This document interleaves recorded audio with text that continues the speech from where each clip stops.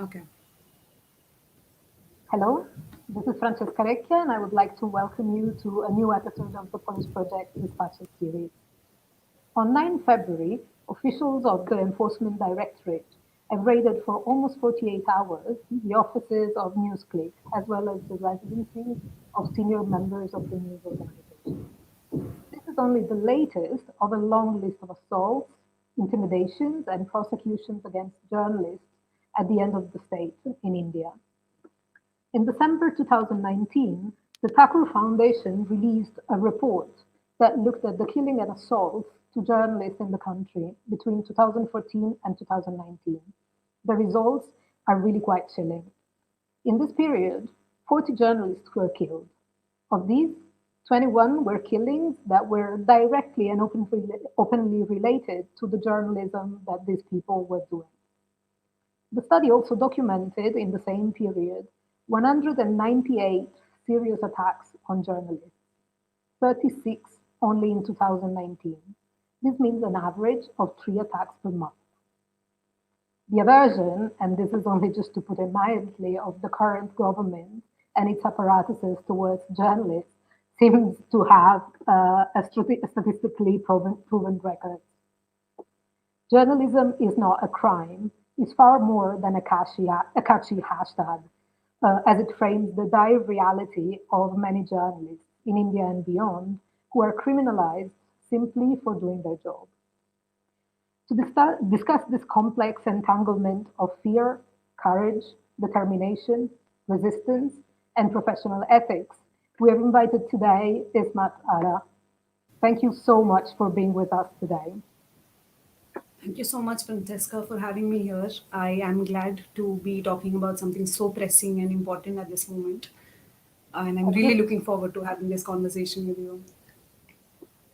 just a quick introduction. Ismat Ara is a reporter with The Wire, where she covers, among other things, education, gender, and issues of communalism. She follows her passion for a living, and this is a beautiful thing. And her journalism is rooted in sensitivity and empathy.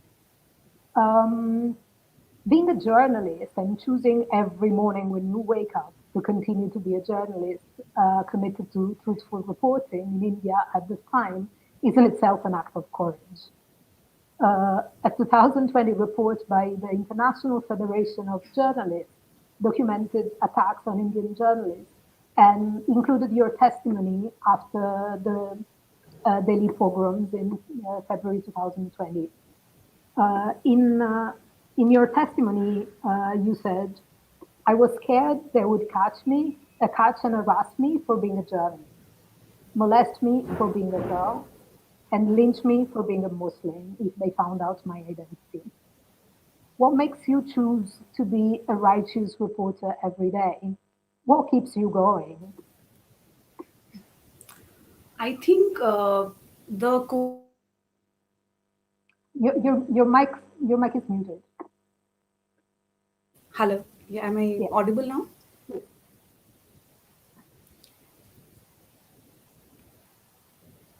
yes, yes. We can hear you clearly now. Hello.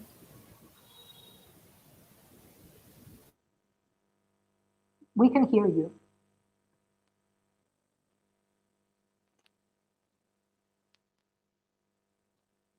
Okay, there seems to be a problem.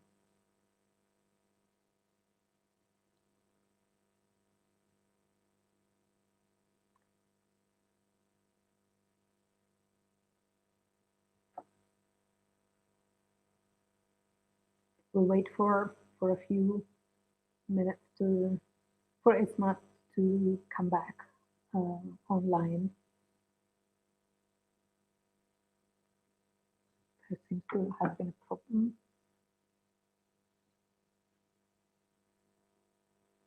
For those of you who have just logged in, we're going to be speaking with Ismat Ara, who is a reporter with The Wire. Her work focuses on gender, issues of communalism, and education. And what we'll be talking about today is what it means in a moment like this to be a journalist.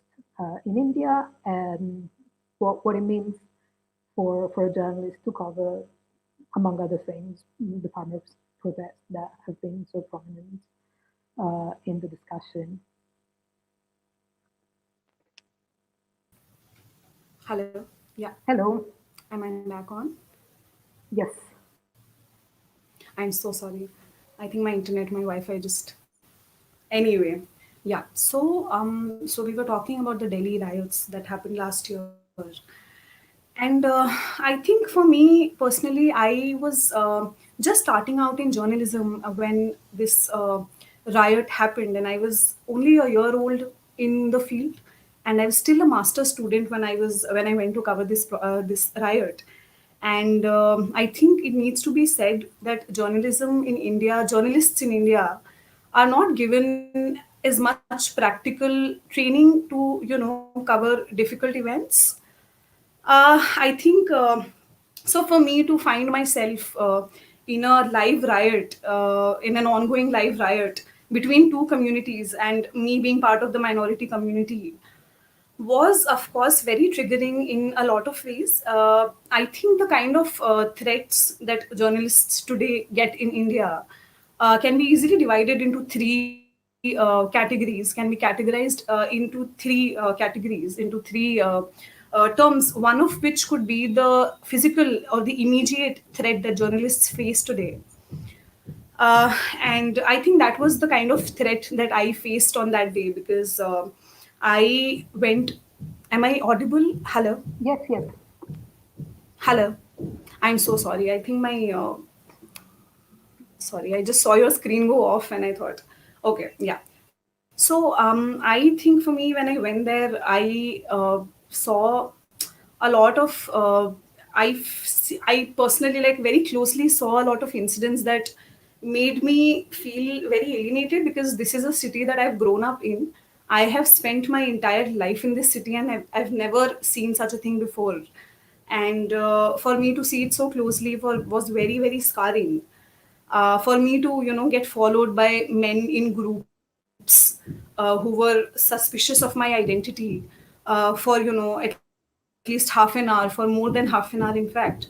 I did not know what was going to happen. I mean, I was being followed constantly by groups of men who were suspicious of my identity, who were asking me my name, who were asking me where I was from, and who were just generally, just because I had asked them one question about this one religious preacher who had come here and who had ordered people to kill Muslims in Mojpur, where I was present at the moment.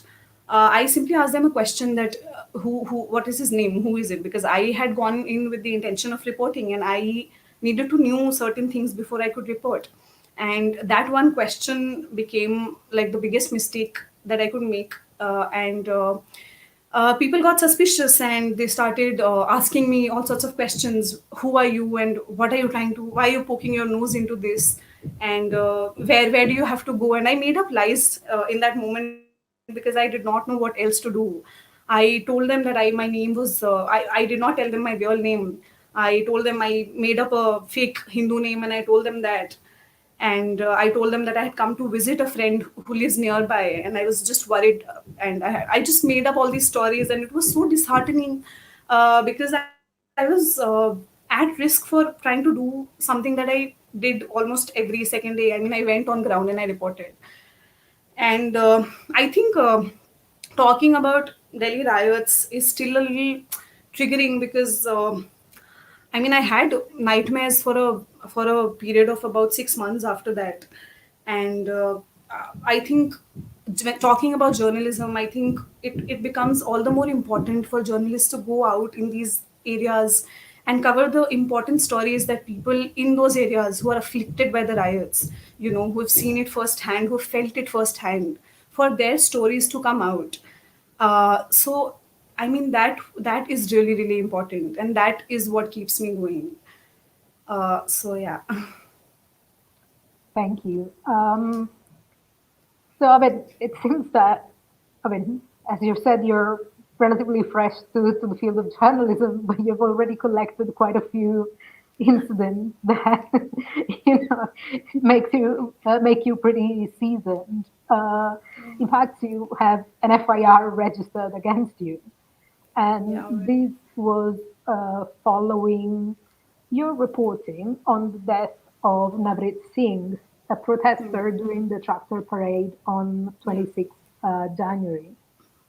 So, in your article, you report the testimony of Navrit's grandfather and several eyewitnesses who claim that Navrit did not die because of an accident, but in fact was killed by a bullet. Correct. According to the grandfather, the autopsy doctor told him that he had himself seen the bullet, but his hands were tied and he couldn't do anything. You also report the testimony of the doctor who denies having made such claims, and the testimony, or the voice of the police that denies having interfered with the autopsy. So in your report there was everyone's voice. Yet Right. that article was the starting point of for the FIR.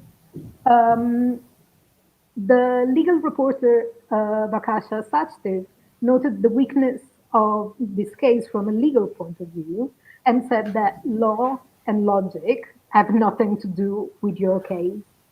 The good news is that the Rampur court yesterday granted you protection against arrest. Do you mind Correct. helping us reconstructing what seems to be a fairly surreal legal nightmare?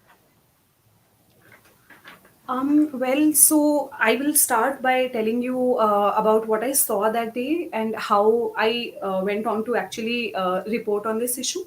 So of course, as you know, there are protests going around across India on certain borders of Delhi, across Delhi, by farmers who are protesting the three farm bills. For the past 2 months, in fact, they've been protesting for a longer time, but they've been protesting around Delhi for over the past 2 months. And during these protests, they had announced a huge tractor rally, a sort of tractor parade on the 26th of January, which is also the Republic Day of India. So, of course, there was a very, very tight security across the state, across the city. So, while covering the the protest as well as the parade, I this one at ITO crossing, this one farmer comes to me running and he's like, "Our brother has been shot. Can you come see? Can you come look at it?" And then I went ahead and I went there to the site and I saw that there's this man lying down and there's a pool of blood lying down next to him, and he's been draped in a tricolor, in a tiranga, and farmers have gathered around him and they're all shouting that he's been hit by a bullet, he's been hit by a bullet. And I take a photo of him without removing the cloth and I put it on Twitter, and I write that farmers are alleging that this has happened. Within minutes of doing that, I go to the police personnel standing in the next lane and I ask them their version. Sir, what has happened? The farmers are saying that he's been shot. Is it true? The police personnel tell me that he met with an accident and died. Within minutes of that tweet, I tweet again and I say that the police personnel have said that this was an accident and not a bullet that hit him. And Rajdeep Sardesai from India Today, as you may know, as you may already know, also put out a similar tweet saying that farmers are alleging that he has been shot by a bullet. So did many others who are now currently booked under sedition. And I was luckily not booked for the tweet, but this tweet went. I mean, this tweet became viral, and after a few days, I got a call from the grandfather of the victim, and he told me the entire story, and he told me his entire version of the story. He said that we still believe at that point the Delhi police had released a CCTV footage in which we could clearly see that a tractor is getting overturned, and by that point the postmortem report, the autopsy report in the case had also come out, which did not explicitly mention a bullet injury. It did mention an inverted wound, which many senior doctors have called are consistent with a bullet injury. But at that point, the family of the victim were not ready to accept that, this is the case. They were not ready to accept the authorities' version. And so I did a story with the allegations of the family. And of course, I put in the versions of the hospital administration. Of course, I put in the versions of the police as much as I could. And in fact, after my editor, Siddharth Vadarajan, when he tweeted out the story, the DM of Rampur, where the person is from, where the victim belongs to, it's a district in Uttar Pradesh. So, DM of that place, district magistrate, commented saying that, your story has created a law and order problem here. And then he also issued a statement saying, signed by the three doctors, saying that they have not given any statements in the media. For me, I mean, for my part, I put in that tweet as well immediately after I saw that tweet into my story, because that counted as their version of what how things were.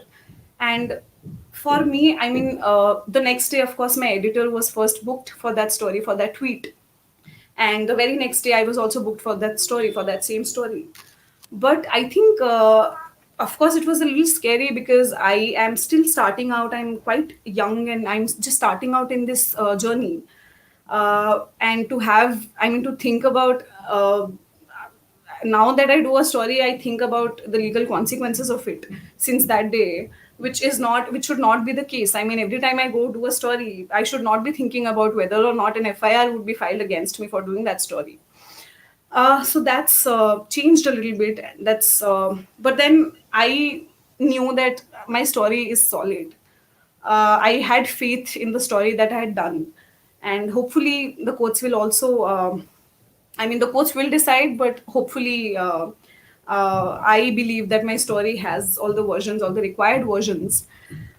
So yeah, and also, I mean, the thing that you were mentioning, the thing that you were saying about, how I've seen a lot of these things early on in life is very true, because I mean, the kinds of threats that I was talking about earlier, I can categorize the threats in three parts. One would be, of course, the immediate, the physical danger that you have when you're out on the ground reporting, which, we all saw during Delhi riots. We saw during the farmers' protest. Two journalists were arrested from ground for reporting. Mandeep Punia and another journalist was detained for reporting from ground. That is one. The second kind of threat that we as journalists face is the online threat, the rape threats, death threats that we get on an everyday basis. I think that. And I think the third kind of threat that we face is what we've just talked about, is the threat from the state. I mean, the threat that, makes you stop and think about whether or not you want to do a story. So that third kind of threat is, I think, uh, very it has substantially increased over the past few years, I would say. And I'm not saying that things were ideal before. In I mean, take the example, 20 years back, I wouldn't say that things were ideal for journalists even then. But I think as time is progressing, we should be progressing and making some, improvement in how things were, instead of going back in time and making it worse for journalists to report from ground. Uh, yeah, I think that's mostly it about the FIR. Yeah, I mean, this threat from the state that you're mentioning seems to create a very scary consequence among many others. That's the risk of, self-censorship.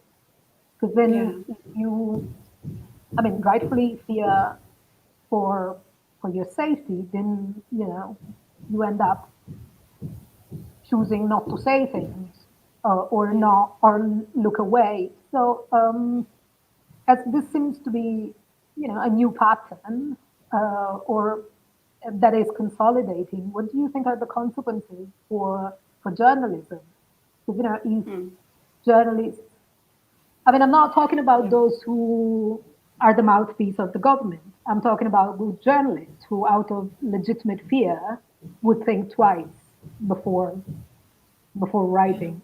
So the consequences of these are huge for journalism. How do you think that works in India now? I think, in fact, we're talking about this. We should actually look at the list of journalists that Editors Guild of India recently put out.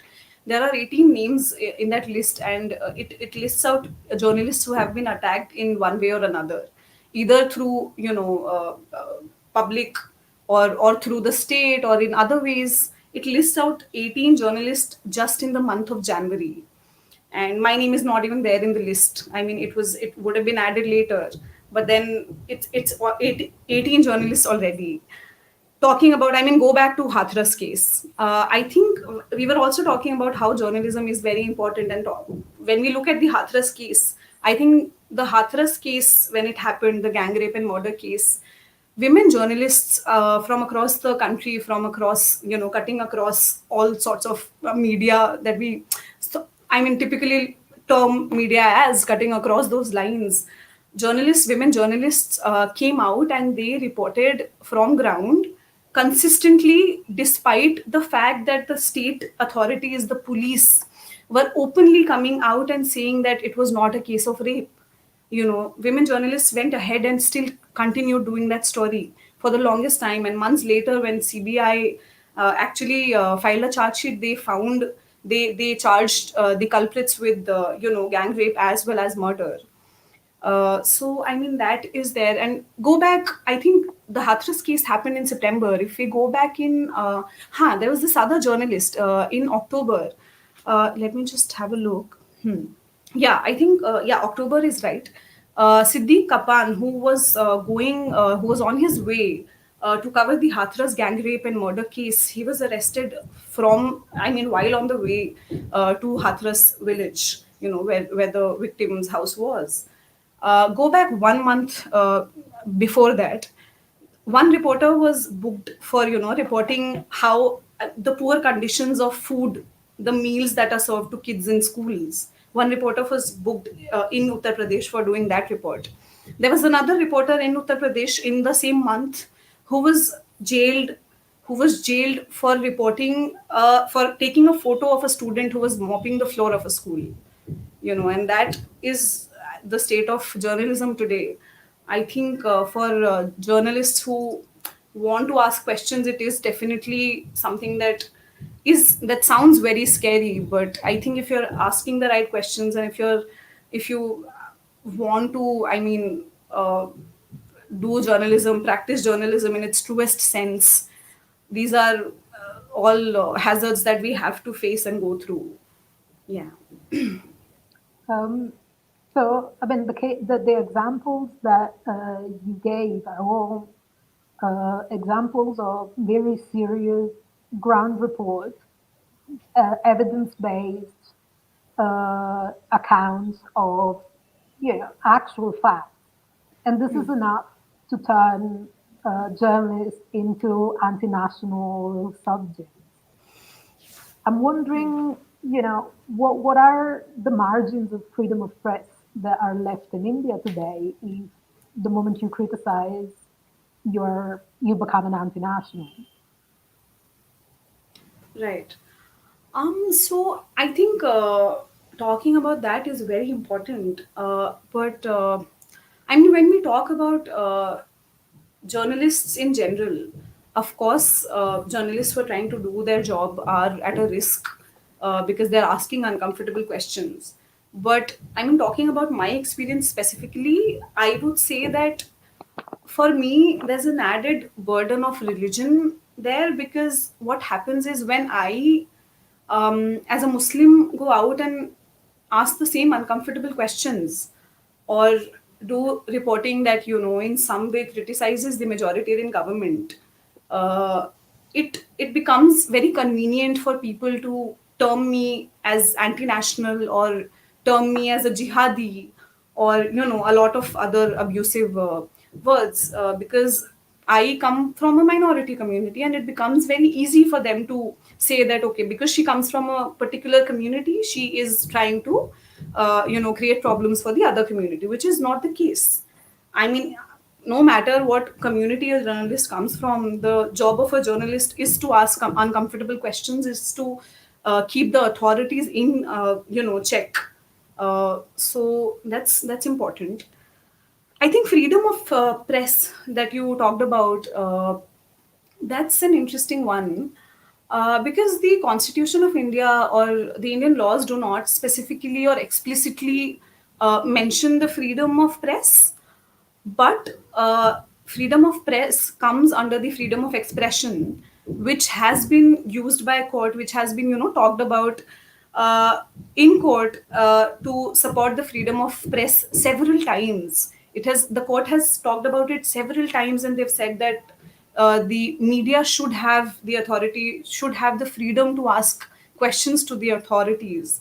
And I think it becomes all the more important in current times because what we are seeing, what I'm personally seeing, is that there is a lack of transparency. For example, we were talking about the Navreet Singh case, where the victim has died and the family alleges that he has been shot. The police says that he's met with an accident.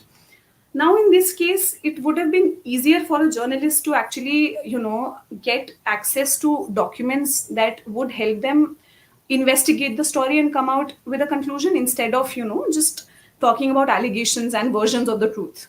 For example, I framed a set of 10 questions that I wanted to ask to the police, and that could have cleared the matter. That could have, it had a lot of details that could have actually cleared the matter. We would have known from those documents, but the police has only responded with one line, I think 2 lines at max, to more than 10 of my questions. And they have completely refused. Even Uttar Pradesh administration, where the autopsy was conducted of the victim, they also even refused to give the X-ray reports to the victim's family, let alone journalists, right? So, and so that is one. And then talking about the Hathras case again, coming back to that, even in the Hathras case, when the victim died, her MLC report, her MLC is the medical examination that's conducted while the victim is still hospitalized. So that MLC report actually became, later on, it went on to become one of the most important documents, because that MLC report contained her last sort of version of what happened, and that became an evidence in court. That became an important evidence. So even when we were covering the Hathras story, the MLC report was inaccessible to us. We were trying to get through, to the document, and of course, there was no direct way of getting it because nobody would give it to us. So we had to, go and get the report through sources.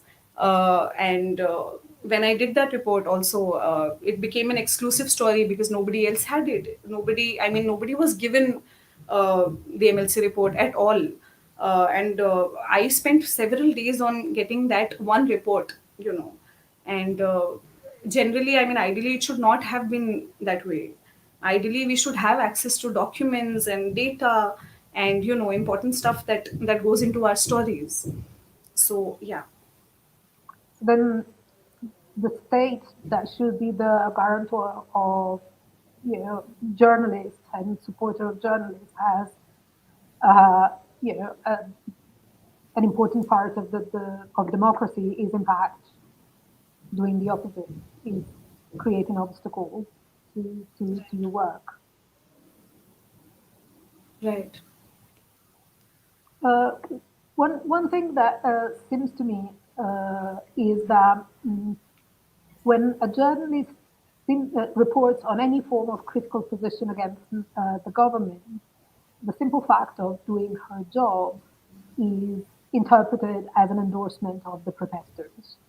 So the fact that one is reporting that people are actually criticizing the government, it's manipulated and turned into a journalist endorsement and support of that very state. And this is very dangerous because if this equation is obviously false, and that also prevents from, if you like, an objective attempt to understand what happens on the ground. As India becomes very fastly a majoritarian state, where the discourse is you're either with us or against us, what is the impact of this atmosphere on the work that journalists do, but also on the work that journalists can do? Yeah, I think you've mentioned something very important. The fact that journalists are currently termed as either with the government or, against them. That's a very important point because the media currently is in a very polarized situation. So the two terms that people have generally used for media in today's world, in today's India, is Godi media or anti-establishment media. Godi media would, I mean, literally Godi media would mean lapdogs, and I should not be using that word, but I mean, a senior journalist coined it, so using it for reference. But the media is today seen as divided between the two, and anybody who does not publish the government version of things or the state's version of things becomes automatically an enemy.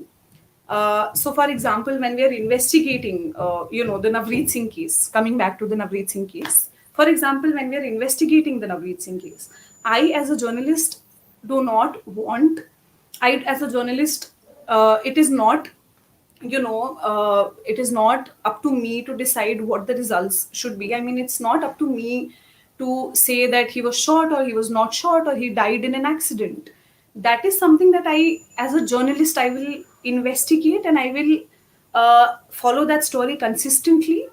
And it doesn't matter. I mean, I don't have any interest uh, in the report if it comes out saying that Navdeep has been shot. I mean, I do not have a vested interest in that, or in the vice versa report if it comes out like that. But people will assume that just because somebody's giving a voice to the allegations made by the family, she's trying to prove it. She's trying to prove that he was shot, which I am not, which many other journalists who talked about Navreet Singh's death or the family's allegations is not trying to do. They're simply giving a voice to the family who genuinely believes, because it has been several weeks. I mean, it has been several weeks since the young man died, and the family still believes that he was shot. So, for the sake of the family, for the sake, why shouldn't a probe be ordered into the matter, and why shouldn't we find out the truth? And the most surprising part is, I mean, even eyewitnesses who were present there at the moment shouting that he was shot. That, and then accompanied by the fact that the government attitude towards this story, or journalists covering this story, was very hostile. This was one fact that, I mean, led me to also follow the story more rigorously, because when somebody tries to, when the state doesn't give you information, or when they file cases against you, you want to know why. You want to know why you're coming under attack for doing a story like that. And my story was not even a sting operation. It was not even an investigative report that would affect the government in any way. It was a simple story that carried the allegations of a family, of a victim's family who had died. And it also had the versions of the administration, the state. And for the state to file a report against you for doing that is is, I mean, something that should be given due thought and importance. Yeah. Absolutely. I mean, it feels that this is a sheer intimidation technique. Because, I mean, as you said, that it wasn't even a sting operation. It wasn't a direct critique of the state. Yeah. So holding on um, to a report like the one you wrote, I read it several times because I just wanted to understand where the problem could be. And so, I mean, the only conclusion that one can draw is that probably this is just a way to deter journalists follow to follow any story that contradicts the unilateral version of the government. Do you want to comment on this?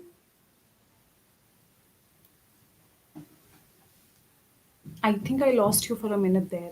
Could you just repeat the question, please? No, no, I'm just asking whether you want to comment on the fact that there is, the impression is that this is an intimidation technique to deter journalists from doing their job. Okay, so I mean, you there's also another journalist in Times of India who recently who did the story, who did a similar story on Navdeep Singh's death, and he tells me that he has been receiving death threats since the day that he did that story. And his quote was also in the Guardian story that came out a few days after my story on Navdeep Singh's death. And so I realized that it's not just me, or it's not just any one kind of journalist. It's anybody who's questioning, or who's asking questions to the state. Uh, Anybody who's uh, saying things that are not the version of the state are being hounded by the state in response, in retaliation. So, I mean, freedom is, I mean, if you have to think about an FIR every time you file a story, freedom becomes a little far fetched. But I would say that it is definitely a way to scare journalists and intimidate them in a lot of ways. And it's a threat, definitely, to good journalism, to investigative journalism. And I hope that journalists do not get deterred by these FIRs and actions against them. That's something that I would really like to, say today. Yeah, I think that's a common hope from everyone who's listening today, and that's certainly a wish that we all make. Um, we we're waiting for audience questions, so please do send us your comments, your question, either on Twitter, on email, on Facebook, on our YouTube, and we'll take them slowly in a while. Uh, I want to go back to the discussion of the farmers' protest. You've been on the ground for months. Can you give us a quick update on the situation? The farmers' protests have been going on for the past 6 months, I suppose, and in and around Delhi, they've been going on for the past over 2 months. And the farmers have very clearly demanded that the three farm laws that have been brought in by the central government be withdrawn. And that is their one and only demand, that they be withdrawn, and the government has been, of course, they've also demanded that a law be made to secure MSPs. But their one and most important demand is, and still remains, was and still remains, that the laws should be taken back, should be withdrawn. So that's the government as well as the farmers have been, meeting time and again, but no conclusions have come out of it. As of now, it's been over 2 months, as I said before. And one of the things that struck me the most while covering the farmers' protest was how, for the first time, I saw very closely how farmers did not want to talk to journalists who they knew would not represent or talk about their issues. For example, there are certain TV channels that they would see, TV channel reporters that they would see, and they would refuse to talk to them because they knew that they would not be represented in the correct way on that TV channel. And that was also a little sad in a way, because the ground reporters, what I also spoke to a few ground reporters from these quote unquote Godi media channels that farmers call them.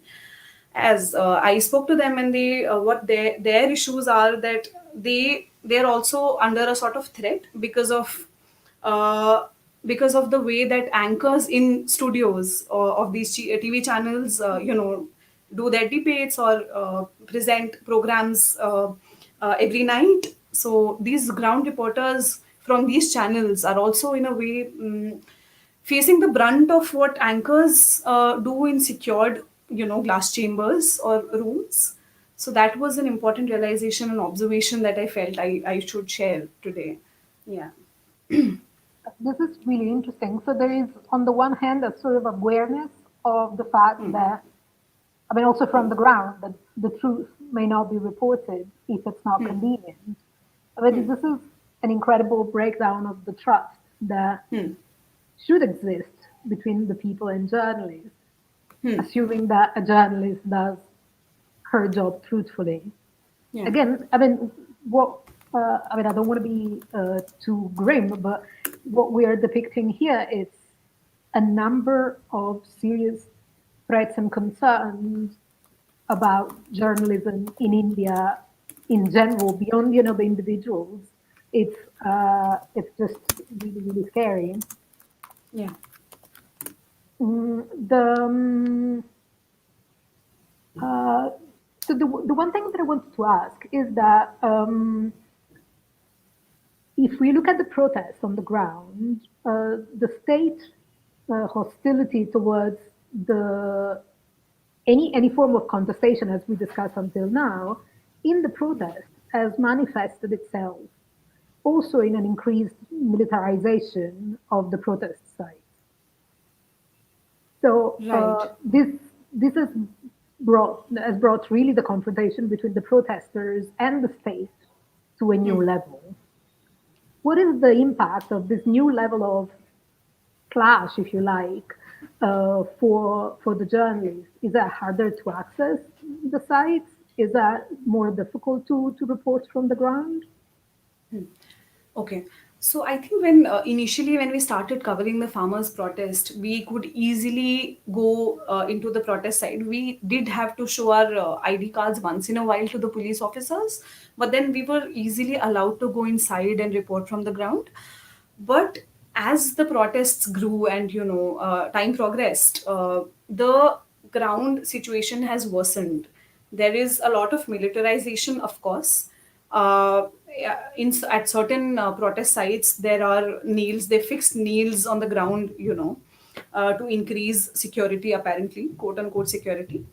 And despite all of this, journalists are going and reporting from ground. In fact, recently on in Tikri border, one of the borders, I think I remember one journalist posting a tweet saying that she was asked for her government press card, before she was allowed to enter. And now government press card is not very easily accessible to all journalists. It requires a certain amount of experience, and you don't generally very easily get that government press ID. So at Tikri border, journalists were being asked for their government press IDs. At Singhu border, they have I think the barricades have moved back a few kilometers from the protest site, and as a journalist also, you have to go through a village and you have to walk a few kilometers if you want to get into the in the field to report. So I mean, definitely because of the militarization and extra you know all the nailing and all the barricades, amidst all that, it has definitely become a little more difficult for journalists to get access to those places. Like as a woman reporter, I would think twice before going to Singhu border, because I have to walk 3 kilometers through a village to get there, and it's not even a main road, so my security is at question. And I mean, just risks like that, I mean, generally it has become a little difficult. It has been made difficult for journalists to cover, and in fact not just journalists, it has been made difficult for even locals to join the protest. There have been reported incidents of clashes between locals and protesters. But locals are anyway not being allowed into the protest sites anymore, even if they want to extend solidarity. So they're trying to contain the protest, and of course also deterring journalists from going there. Yeah. Thanks.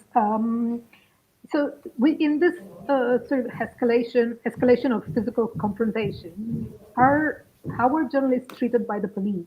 I mean, are you physically harassed as a consequence of the growing physical barricades, or you're only just, I mean, assuming that it's only just, but deterred through having to walk many kilometers, making things very difficult? Okay, I think for me, what happened in the Navreet Singh case, I'll give you that example because that's the most recent one. What happened is when I was reporting on the whole incident and I was trying to get in touch with the police, to get some questions answered, to get some responses on those questions that I mentioned earlier. I did not get the response that I wanted. I did not get any responses to the questions that I sent them. Instead, I mean, I don't want to go into details of this. Instead, I got a call from a senior police official who threatened me for doing that report, for following that report. And uh, an FIR had already been filed against me, by that point. And I was already into the story and I was already following it. But it was a little sad and disheartening to see that, somebody would just, somebody in power, in authority, somebody could just call a journalist following a regular story and threaten them for doing a story. So I think for me, I haven't faced any physical threats from the police so far. But of course, we can take the example of the anti-CAA protests that were happening last year in Jamia. So the most obvious threat to journalists is when they're stuck between the protesters and the police. The clash, when it happens, they don't really care who's where, who's who. So during the 13th December 2019 incident, the police and the students and the protesters had clashed.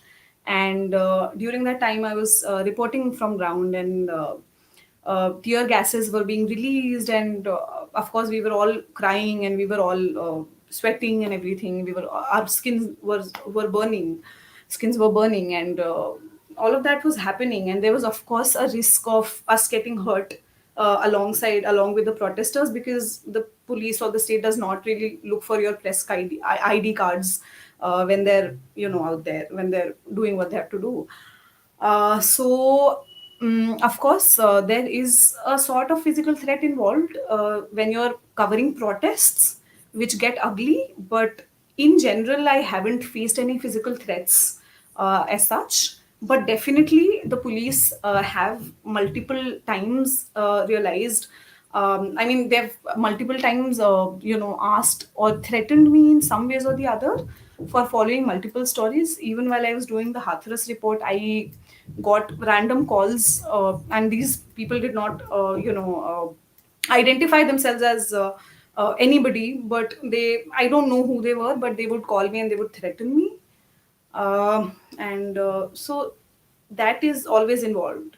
That kind of fear is always involved, because at times you sometimes also get these messages on social media saying that I'll come and rape you, or I'll come and murder you. I know your house address. And sometimes you'll get a message on WhatsApp or even a call to say the same things, these ugly things. And then when somebody says that, it becomes very difficult and very scary. It's almost mentally scarring. So I think the risk of physical threat is more from the fringe elements of the society instead of the police. I mean, I personally have seen or felt this way. Yeah. Thank you. So we are close to 1 hour mark, but we have a lot of questions from the audience. Do you have a little more time to take some of those questions? Yeah, I think we can take one or two, I think. Perfect. Yeah. So So, one audience member asks where the Navreet Singh case stands now. We heard his grandfather filed a case for investigation. Where are things headed now? yeah, so what happened in the Navreet Singh case so far is that the a petition has been filed in the Delhi High Court by the victim's grandfather, and the petition was heard yesterday. And the court has actually asked the police and the state authorities to provide the court with all the relevant documents in the case. So I think it's moving ahead, but let's see where it goes finally. Yeah. Thank you. And another audience member asks about the difference, if any, between the CAA and RC protest and the recent farmers' protest. I think more than difference, I think it's worth talking about the similarities between the two protests. Both of them were huge people's movements. Both of them had huge involvement by women protesters, more so in Shaheen Bagh than the farmers' protest. But of course, women are also participating in the farmers' protest. And both of them are against laws that have been, termed by people as black laws, Kala Kanun, which is called Kala Kanun, black laws. So both of these protests are, I think, quite similar in that way. But going ahead, I would also like to add that the way that Shaheen Bagh women were, termed as anti-nationals or jihadis or, terms like that, mullis or whatever, is also again very similar to the way that the farmers are being termed as Khalistanis. So I think the point that I made earlier uh, about the making of an enemy, the terming of the becoming of the other, that becomes very easy when somebody questions the majoritarian or the ruling party decisions or policies. It becomes very easy for people to say that, because you belong to a certain community, you have to carry these burdens, or you have to, it becomes convenient for them to put tags to these people. And that is what has happened in both the protests. Even in Shaheen Bagh, that happened. In the farmers protest, we have been seeing that happening. We have been seeing it happen for a while now. And but then let's see. I mean, the CA NRC protests did not actually end with a resolve, but um, in the farmers' protest, at least the government's, willing to openly talk to the farmers. So let's see where it goes and hope that it ends with a resolve instead of what happened with the anti-CA protests. So, do you see the farmers staying until they get what they want? I mean, I hope so, because the first stakeholders in any laws that concern farmers should be farmers. So if they are saying that they don't want it, I suppose the government should hear them out. So that's important. But I think we'll all have to wait and see what happens. Mhm. I have one last question that goes back to one of your early reports about the farmers' protest. It was somewhere in November, and you wrote specifically about women's participation and the role that women played in the ongoing agitation. And I was struck by one of the quotes that you present in the article by Harinder Bindu, who's a farmer and an activist, and she told you that she felt that the attacks on farmers felt very personal. Now, several months on, Bindu's words sound almost really prophetic at many, many levels. And I have the impression that never like now, it's true that the personal is political, even more so after our conversation today. Could you comment on this? um, Sorry, I can you just repeat the question again? So, I mean, what I'm saying is that in your quote, she says that the farmers the attack against the farmers Felt very feels personal. very Right. personal, and Right. Right. this quote and the examples and the stories that you've told us until now are all quite stark examples of how the personal is political in a moment like this. And so, I would like you to comment on this. Okay, absolutely. So I suppose that this statement, of course, is very profound and sounds much more so now looking at it. So, in fact, when I was covering the farmers' tractor parade on the 26th of January, one particular tractor, really wanted me to it just made me want to just jump on it and ask all the young girls on the tractor why they were there. And so I jumped into that tractor, which was exclusively a woman's tractor. And they were all school students and young college women who were on that tractor, and they were decorating the tractor. They're all dressed up in Punjabi attire.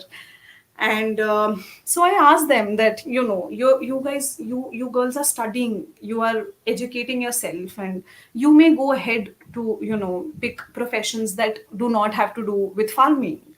So why is it that you have come all the way here today?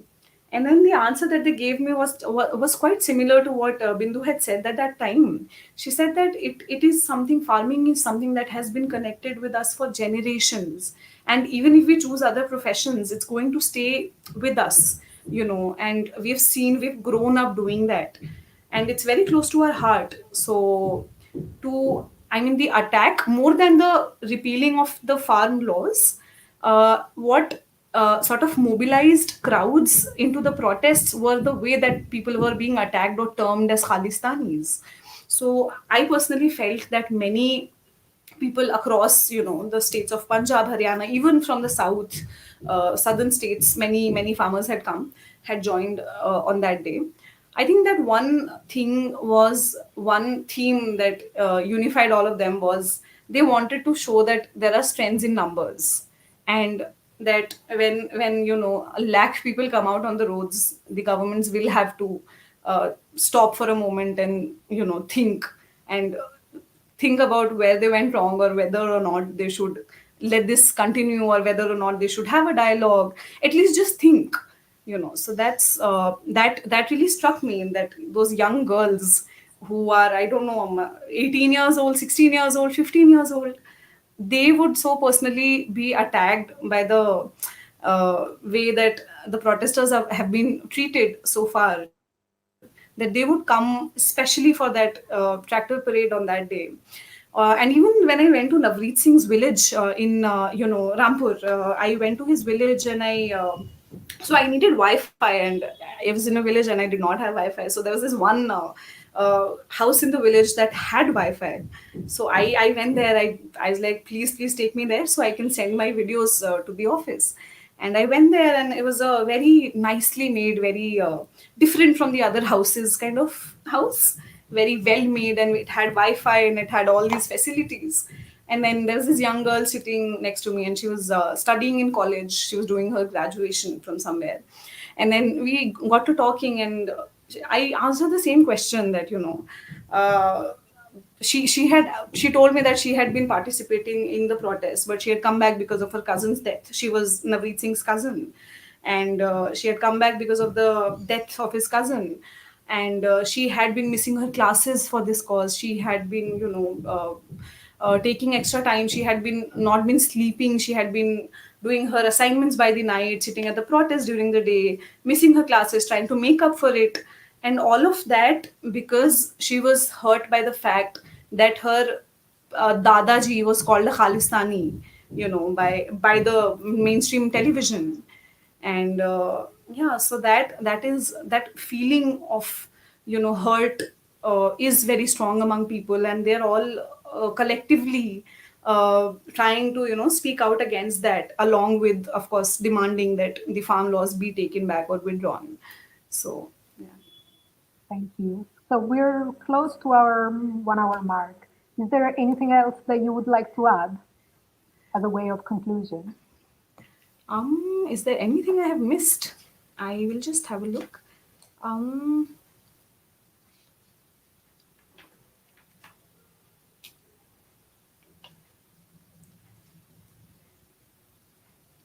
I think I would just like to. I mean, if I could just send you the. Can I share my screen and just show you one this thing, this Media Watch journalist targeted in January 2021. I think that is something I would like to really show, if that's possible. Yeah, I'll send a screenshot. Yeah, I'll just send you a screenshot of this.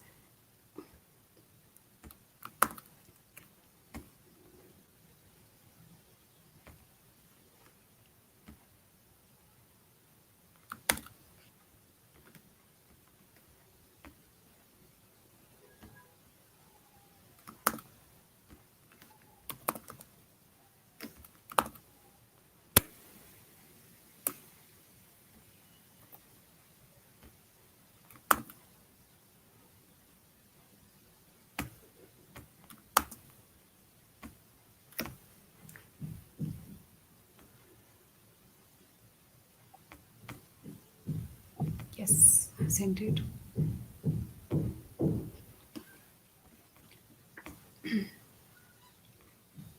Let's wait for this to come closer. Yeah.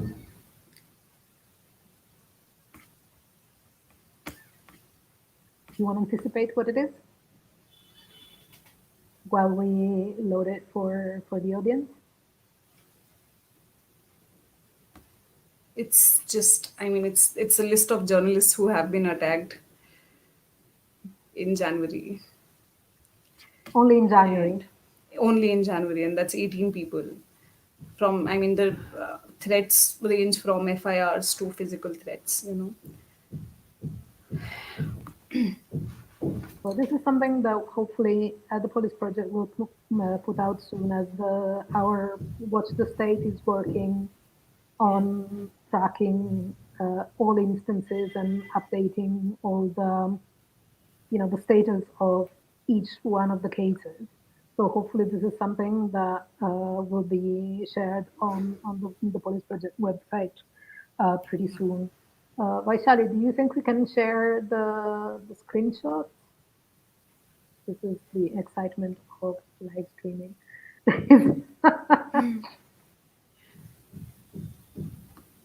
It's just Okay. worth having a look at.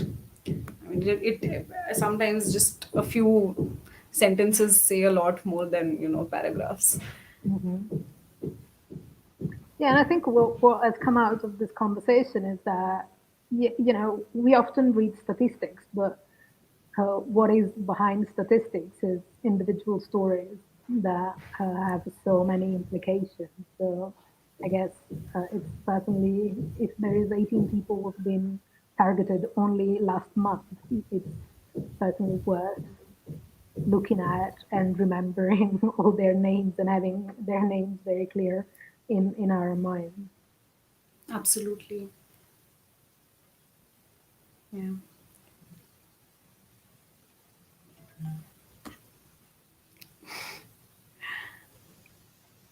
Is it not working? It's all right.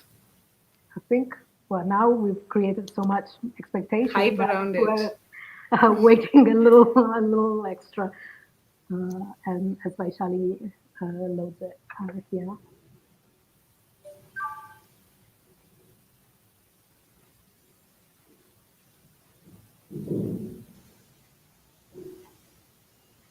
When in the meantime, I take this few seconds to remind you all that if you have read, listened, or watched anything on the Police Project that was worth your time, we hope you will consider supporting the work that we do. As we do not publish advertisements, and we're only supported by our readers and listeners. So if you can, we appreciate your support. Absolutely. Vaishali, let us know if it's possible. Otherwise, we'll We'll we'll just wrap place it up. the image at the end of the conversation that will be available We online. could do that. Yeah. And okay, so it looks like we're stuck. We don't want to keep people. Oh, there it is. Yeah.